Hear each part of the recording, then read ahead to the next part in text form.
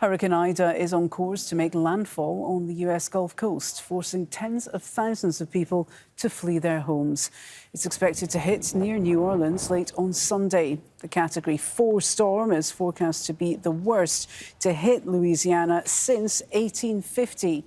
The state has declared an emergency. Many people are rushing to petrol stations to fill up tanks, while others are boarding up buildings. President Joe Biden has issued an emergency order for food, water and other supplies to be sent to the state. We decided to take off, because just like with Hurricane Katrina, we're not trying to be here for the disaster. So we ain't taking no chances, we leaving, Well, I battened everything down.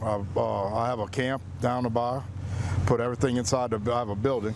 Put everything inside the building, locked everything down, moved everything that could blow away, filled up all the vehicles, put everything in the freezer, have everything ready to go in case we're without power a few days, because it looks like it's coming right at us. And another hurricane is heading up the west coast of Mexico. Civil protection officials have been monitoring the progress of Hurricane Nora as it makes its way to Baja California. Let's get more from Al Jazeera meteorologist Jeff Harrington. He's following all those developments for us and joins us now. Jeff, the situation appears to be developing quite rapidly because Ida is now a Category 4 storm. What more can you tell us? You know, Hala, this is just what we expected to happen. Ida cooking up, it would go into those Gulf of Mexico waters, which are very warm. So that's adding fuel to the fire here. And yes, you're right. This is now a Category 4, just as projected. Okay, let's track this one out together and see where it's going. It's going to barrel in just southwest of New Orleans. I want to go in for a closer look right now and bring you up to speed with, I think, the worst case scenario. We'll run this by the numbers. There we go, just southwest of New Orleans. This is now on Monday, seeing devastating impacts here. So again, looking to make that landfall Cat 4, so it's going to sustain its strength. And we're looking at winds anywhere from 209 kilometers per hour on the low end up to 250. So what that is also going to do is give us storm surge. That's literally the ocean just rushing into the shore. So think 4, 5 meters, anything on that shoreline will be buried in water.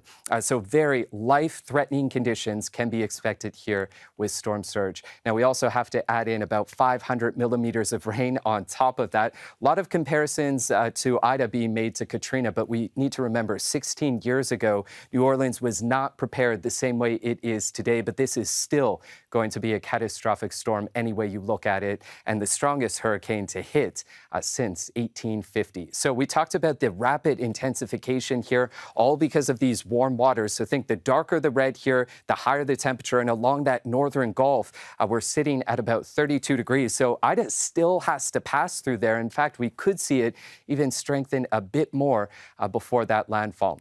I also want to bring you up to speed as we are tracking out Hurricane Nora right now. It has thrown buckets of rain.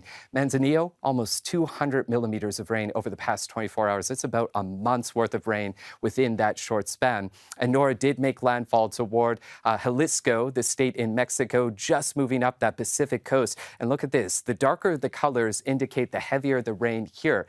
Now it's going to steer up the Gulf of California, and we'll look to see if there is an impact for the tourist hotspot of Cabo San Lucas. But this one has been shifting just further toward the east. It was not expected to make that landfall, and then it did, now bringing devastating impacts here. And the biggest risk for Mexico will be mudslides. Hala. OK, Jeff Harrington there bringing us the very latest on both those storms. Jeff, thank you very much indeed. You're welcome.